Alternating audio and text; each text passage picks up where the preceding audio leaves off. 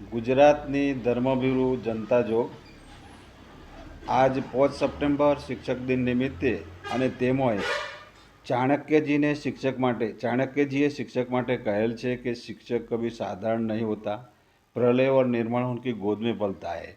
એવા એક પ્રામાણિક ગરીબ નિસહાયક શિક્ષકની આ ગુંડા સરકારે બરબાદી કરી નોખેલ છે। એકલો શિક્ષક જ નહીં પણ પૂરેપૂરું પરિવારને પાયમાલ કરી દીધેલ છે અને જેની પાસેથી ન્યાયની અપેક્ષા આખો દેશ રાખતો આવ્યો એવી ન્યાયાલયો પણ મને અને મારા પરિવારને બરબાદ કરવામાં સહેજ પણ શરમ અનુભવે નહીં અને ગુન્હાઓ અદાલતો આચરે તે કેટલી હદે આ રાજ્યનું ન્યાયતંત્ર રેઢિયાળ અને નપુસંક બનીને ઉભરી આવે છે તે માટે સૌ દેશવાસીઓએ મારા કિસ્સાને અવશ્ય સાંભળવો જોઈએ।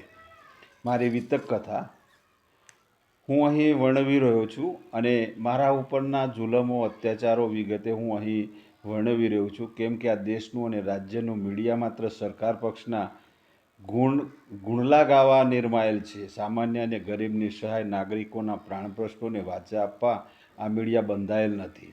મીડિયાને જો મલાઈ મળે ત્યાં જ અને તેમાંય સરકાર વિરુદ્ધ હોય ત્યાં પગપેસારો કરવાની હિંમત મીડિયામાં નથી।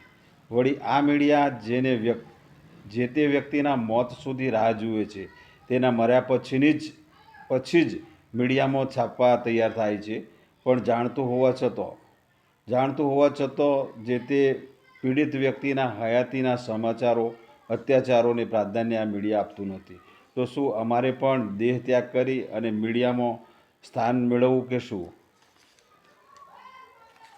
મારી વિતક કથા શ્રી સર્વોદય સેવા સંઘ પોંડવા સંચાલિત શ્રી વીડી માયાવસિંહ વિદ્યાલય પોંડવાના પ્રમુખશ્રી અને આચાર્યશ્રીએ સત્તાના અને રાજકારણના ઓથા હેઠળ મારા ભણતા ચાર બાળકોને શિક્ષણથી વંચિત કરેલ છે।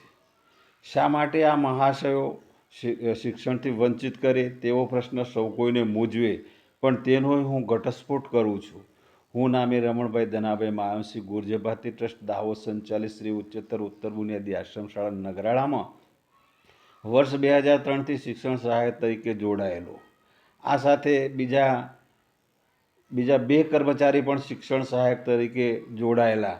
બેને પૂરા પગારે કરે અને મને પૂરા પગારે ન કરે, જેથી પરિવાર સહિત આત્મવિલોપનની ચીમકી લેખિતમાં ઉચ્ચારી ન્યાય મેળવવા પ્રયાસ કરેલ, પણ ન્યાય તો આજ દિન સુધી નથી મળેલ। પણ અત્યાચારોના તોહફા વારંવાર મળતા રહેલ છે, જેમાં આ 4 બાળકો ધોરણ 8થી ધોરણ 10થી અને ધોરણ 12થી વંચિત કરેલ છે, કેમ કે દાહોદ સંસ્થા અનુસૂચિત જાતિના ઈસમની છે, રાજકારણી પણ છે, અને પોંડવા સંસ્થા અનુસૂચિત જાતિના ઈસમની છે અને રાજકારણી તથા ગુજરાત રાજ્ય આશ્રમ શાળા સંચાલક મંડળના જે તે સમયે પ્રમુખ રહી ચૂકેલ, જેથી દાહોદ મંડળ અને મને પૂરા પગારે ન કરવા ગુસ્સાના આવેગમાં આવી જઈ મારી તૈયાર થયેલ સેવાપોથી ને મારી હાજરીમાં જ બાળી નોખી, જેની FIR માટે પણ મેં લેખિત ફરિયાદ દાહોદ પોલીસને આપેલ છે।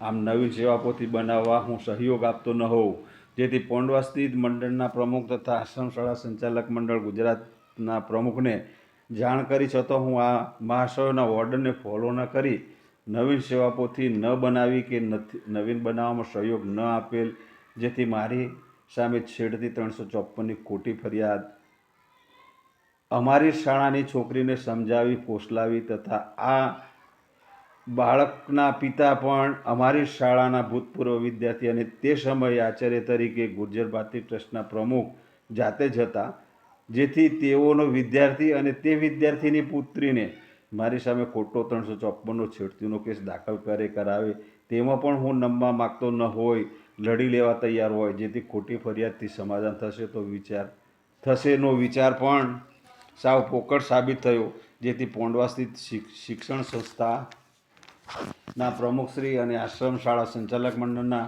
પણ તેઓ પ્રમુખ હોવાથી ધરોબો ખૂબ જ જેથી સંપર્ક કરેલ અને સેવાપોથી બનાવવાના હવાત્યા મારેલ, પણ સફળ રહેલ નહીં, જેથી ઉશ્કેરાયેલ પોંડવાના શાળા સંચાલક તથા આચાર્યએ મારા ભણતા 4 બાળકોને નિશાને લીધા, ભણતરમાં હેરાન કરી શિક્ષણથી વંચિત કરવાના અક્ષમ્ય ગુન્હા આચરેલ, જેમાં પણ સફળ ન થતો વળી શિક્ષણથી વંચિત બાળકોને મોટા બાળકને ITI બાલાસ્ટોરમાં સ્ટેનોગ્રાફરમાં પ્રવેશ લઈ અભ્યાસ શરૂ કરાવેલ, તેમાં પણ ડરાવવા, ધમકાવવાના અને જાનથી મારી નાખવાના ધમકૃત્યો આચરાયેલા, જેની પણ લેખિત દાદ ફરિયાદો થયેલ છતાં તેમાં પણ શિક્ષણથી વંચિત કરેલ.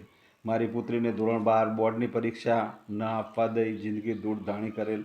પણ હિંમત હાર્યા સિવાય મેં મારી દીકરીને પગભર થાય તેવા આશયથી શિક્ષણ વર્ગ બાલાશ્રમમાં ચાલતો હોય તેવો પ્રવેશ અપાવેલ. તો આ પોંડવાની શાળાના મહાશયોએ મારી દીકરીને મોબાઈલમાં ફોટો પડાવી ભાગી ગઈ છે તેવા અપપ્રચારો કરાવવાના આક્ષેપે ગુન્હા પણ આચરેલા છે, જેની ફરિયાદ બાલાશ્રમ પોલીસ સ્ટેશનમાં ફર્સ્ટ ગુન્હા રજિસ્ટર નંબર 33/12થી દાખલ કરાવેલ છે. તો આ મહાશયોએ પોલીસને પણ ડરાવી, ધમકાવી, રાજકારણના દબાણો કરાવી, જંગી રકમો ખવડાવી, સી સમરી ભરાવી ફરિયાદ રફે દફે કરેલ છે. વધુમાં મારો અને મારા પરિવારનો સામાજિક અને કૌટુંબિક બહિષ્કાર પણ કરાવેલ છે તથા બાળકોના સગપણ કે લગ્નો સમાજમાં ક્યાંય ન થાય તેવા જધન્ય ગુન્હા પણ આ ઈસમોએ આચરી રહેલ છે, જેનો પણ હું ભોગ બનેલ છે. જેમાં મેં મારી દીકરીની સગાઈ અને લગ્ન ગોધરા પંચમહાલના કરસાણા ગામે કરેલ છે. સગાઈ અને લગ્ન એટલી ઝડપથી કરાવેલ કે આ લોકો ક્યાંય વિઘ્નરૂપ ન બને. પણ મને તો ખબર જ નહોતી કે જે વચગાડીઓ છે તે આ મહાશયોથી મળેલ હોય અને જંગી રકમ ઓહિયા કરી સમાધાનો કરાવવા વાતો લઈને આવેલ હતો. તે સઘળી ઘટનાઓ મારી દીકરીના લગ્ન બાદ જાણવા મળેલ. વળી મારી દીકરીના જે ઈસમ સાથે લગ્ન થયેલ છે તે ઈસમ અગાઉ વારંવાર લગ્નો કરી ચૂકેલ છે, છતાં તેની ગંધ શુદ્ધ અમોને થવા દીધી નહીં.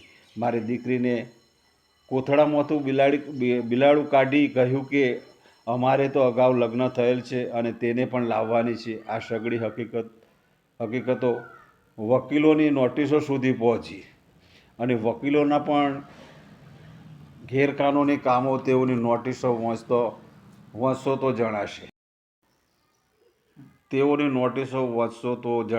આ નોટિસો મેં અહીં ડિસ્ક્રિપ્શનમાં લિંક આપવામાં આવેલ છે. વળી અમારા જેવો જ એક કિસ્સો કામિનીબેન બારિયા રહે મોરવા હડપ ગોધરાનો એક બનાવ જે દિવ્ય ભાસ્કર ન્યૂઝમાં પ્રસારિત થયેલ છે તે અહીં ડિસ્ક્રિપ્શનમાં લિંક આપવામાં આવેલ છે, જેને પણ જોવા વિનંતી.